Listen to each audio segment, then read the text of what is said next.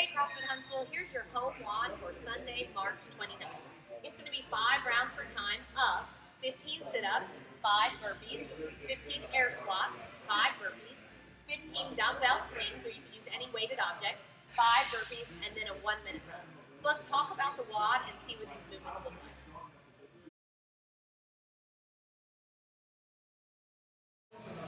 The first movement in the workout is the sit-up. So I've rolled up the towels just to simulate an ab mat, so I can give myself a little support with my lower back. For that sit-up, remember your knees will be at 90. You'll just reach beyond your head and touch the ground, swing your arms and touch the knots of your shoelaces at the top. Just like that. Then we've got burpees. And we've got burpees a couple times in the workout, so you'll repeat these burpees multiple times. It's 5 at a time. And this is just a standard burpee for today's WOD. So that means my chest and thighs are going to touch the ground. When I stand, I'm going to stand tall with my head over my heels. I'm going to jump at least 1 inch, and I'm going to clap above or behind my head. So look like this. Now remember, I can get down and up however I choose. So if I need to step back and step up, that would be fine as well. So any version of that will work for your 5 burpees.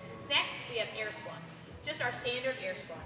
Again, remember, you want to still focus on your form and technique and do your best to get full range of motion. I start with my hips open.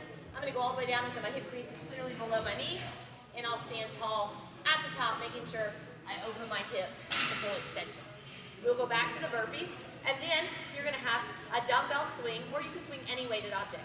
With our equipment checkout program, some of you may have 4 options now to use, and some of you still may be just kind of looking around the house for something. You could use a dumbbell, you could obviously use a kettlebell, and of course any weighted object that's appropriate for this workout.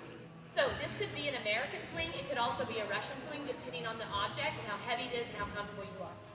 When I use a dumbbell, I would just hold it by the end of the dumbbell, and then just like the kettlebell swing, use my hips, keeping my back nice and flat. I can take that all the way overhead if I'm comfortable, just like that. Same thing with the kettlebell, of course, and it's really up to you as far as if you do a Russian or an American swing.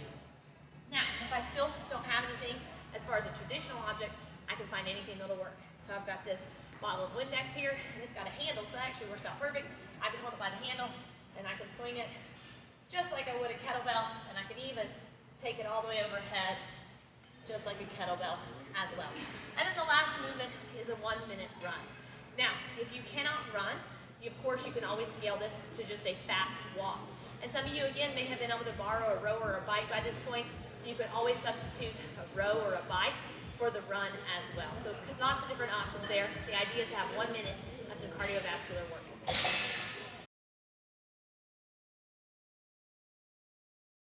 So now you know your workout, let's talk about how to warm yourself up before the WOD. We're going to suggest you start with 10 minutes of some general stretching and again a light jog because we are running in the workout. Try to get a little bit of just cardiovascular movement in there in your warm-up.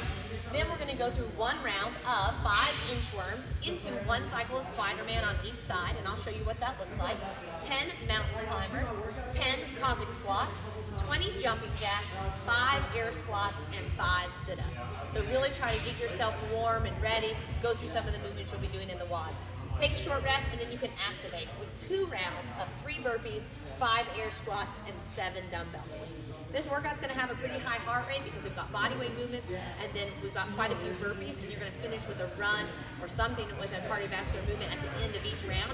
So it's going to get that heart rate up. So in this activator, we want to make sure we go hard, get our heart rate up, kind of get our body acclimated, take a short rest, and then you'll be ready for the WOD. After 5 to 10 minutes of general stretching and a light jog, you're going to go through 1 round of the following movements. The first movement is going to be an inchworm to Spider-Man on each side.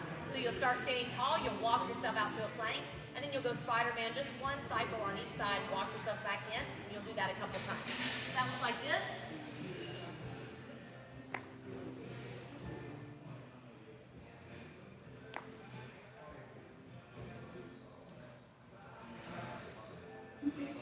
Once you finish with your inchworms, then you've got 10 mountain climbers. Remember, that's when we're in the plank position.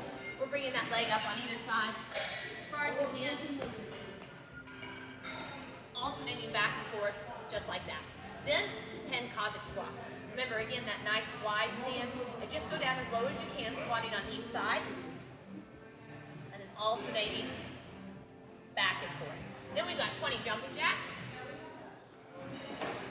And then we've got 5 air squats and 5 sit-ups. Again, on those air squats, really focusing on our form and technique and our full range of motion. And again, on those sit-ups, all the way down and all the way up, just like that. All right, CrossFit Huntsville, you've got your warm-up, you've got an activator, and you've got your WOD. This will be the first day we don't actually have regular classes in the gym, but we hope more and more of you are able to find time while you're at home to get a good workout in and take a little time for yourself. Remember, reach out to us with any questions, and remember, we've got our equipment checkout program going on. Just let us know if you need any help with that.